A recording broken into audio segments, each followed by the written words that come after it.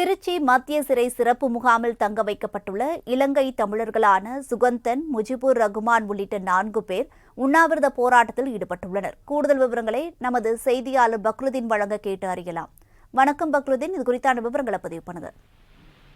வருணி, அதாவது திருச்சி மத்திய சிறை வளாகத்தில் உள்ள சிறப்பு முகாம் என்பது பல்வேறு நாடுகளில் இருந்து, அதாவது சட்டவிரோதமாக இங்கு வருவது, அதே போன்று பாஸ்போர்ட் முறைகேடு உள்ளிட்ட பல்வேறு வழக்குகளில் கைது செய்யப்பட்டவர்கள் இந்த சிறப்பு முகாமில் இருப்பார்கள். இங்கிருந்து அவர்கள் வழக்கு முடிக்க வைக்கப்பட்ட நிலையில்தான் அவர்கள் வெளிநாடுகளுக்கு அந்தந்த நாட்டிற்கு அனுப்பி வைப்பார்கள். அதன்படிதான் திருச்சி மத்திய சிறையில் உள்ள சிறப்பு முகாமில் பல்வேறு குற்றச்சம்பவங்களில் ஈடுபட்ட, அதாவது வெளிநாட்டினர் மற்றும் ராஜீவ்காந்தி கொலை வழக்கில் விடுதலை செய்யப்பட்ட குமார், பயாஸ் மற்றும் முருகன் உள்ளிட்டோரும் தற்போது இங்கு தங்க வைக்கப்பட்டிருக்கிறார்கள். குறிப்பாக சிறப்பு முகாமில் அடைக்கப்பட்டுள்ள இலங்கை தமிழர்களான சுகந்தன், முஜிபுர் ரஹ்மான் உள்ளிட்ட 4 பேர் தற்போது தங்களை முகாமில் இருந்து விடுதலை செய்ய கோரி உண்ணாவிரதத்தை காலை முதல் தொடங்கியிருக்கிறார்கள். உண்ணாவிரதத்தில் ஈடுபட்டுள்ள அவர்களிடம் தற்போது போலீசார் மற்றும் அரசுத்துறை அதிகாரிகள் தற்போது பேச்சுவார்த்தை என்பது நடத்தி வருகிறார்கள்.